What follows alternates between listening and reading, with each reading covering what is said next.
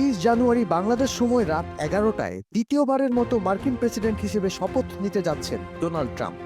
অভিষেকের আগের দিন অর্থাৎ 19 জানুয়ারি ওয়াশিংটনে বিশাল এক বিজয় সমাবেশে হাজির হন ট্রাম্প। গানের তালে তালে মঞ্চে নাচতে দেখা যায় তাকে।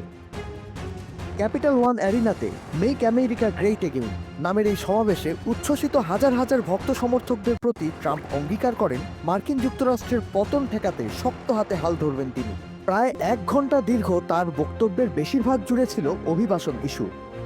নির্বাচনী প্রচারণায় ট্রাম্প বারবার বলেছেন প্রেসিডেন্ট নির্বাচিত হলে লাখ লাখ অভিবাসীকে যুক্তরাষ্ট্র থেকে বের করে দিতে ইতিহাসের সবচেয়ে কঠোর তৎপরতা চালাবেন।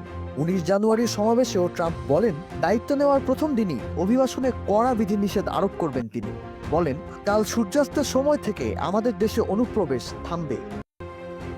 তবে এ মাত্রায় অভিবাসন বিরোধী অভিযান চালাতে গেলে কয়েক বছর সময় লেগে যাবে, খরচও হবে অনেক। ট্রাম্প অবশ্য বলেছেন আমি ঐতিহাসিক গতি ও শক্তিতে কাজ করব। আমাদের দেশ যেসব সংকটের মুখোমুখি তার প্রতিটির সমাধান করব।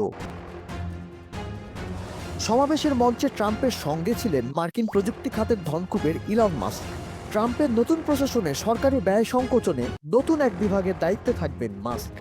সমাবেশ শেষে ডিস্কো ব্যান্ড ভিলেজ পিপল তাদের 70-এর দশকের বিখ্যাত গান YMCA পরিবেশন করে।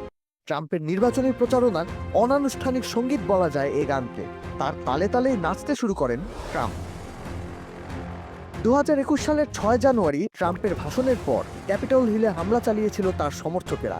এবারের ওয়াশিংটনের ভাষণে ট্রাম্প বলেছেন ক্যাপিটল হিলে হামলার ঘটনায় অভিযুক্ত 1,500-এর বেশি মানুষকে ক্ষমা করে দেবেন তিনি।